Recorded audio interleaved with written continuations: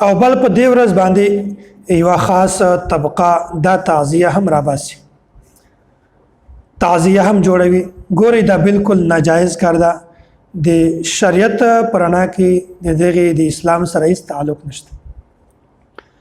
د حضرت حسین رضی الله تعالی عنہ په شکل باندې یو شبیهه جوړه کی، دا وایي دا د حضرت حسین رضی الله تعالی عنہ شکل، بیا بازارونو کې ګرځوي، بیا په یو خاص ځای باندې کېدی، الانکه خپل جوړه کړی وي، د دې ته سجده لګوي.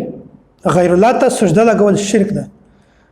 ګوري د الله تعالی نه بغیر د بل چاته سجده لګول، د بل چا نه د یو شي غوښتنه کول، خپل مراد اظهار کول چې ماته د تراکه ته د ورکول والی د هر شي خالق مالک ته، دا شرک ده.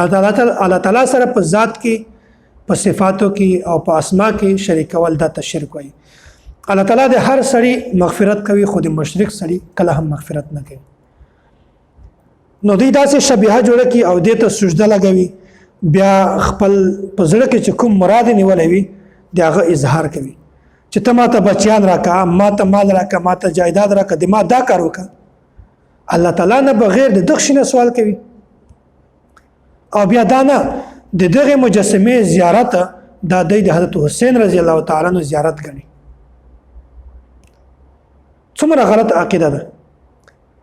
او بیا په دې ورځ باندې د ذل جناح یو اس دا تیاروي او په دې باندې د لاندې بچان باسي او خزي باسي په یو خاص طریقه باندې یو بدعات او رسم ایجاد کړی ده. دا شبیهه د خپل لاسو باندې جوړوي. الله تعالی قرآن کریم کې فرمایي اتعبدون ما تنحتون، تاسو د یو شی عبادت کوي چې هغه تاسو خپل جوړ کړی ده. ګوري دا داسې ده لکه یو سړی چې د بت عبادت کوي.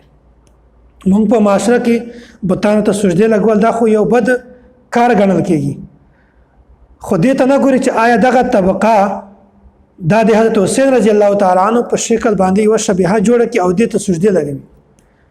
څومره یو غلط بدعت ته او څومره یو غلط رسم او رواج ده.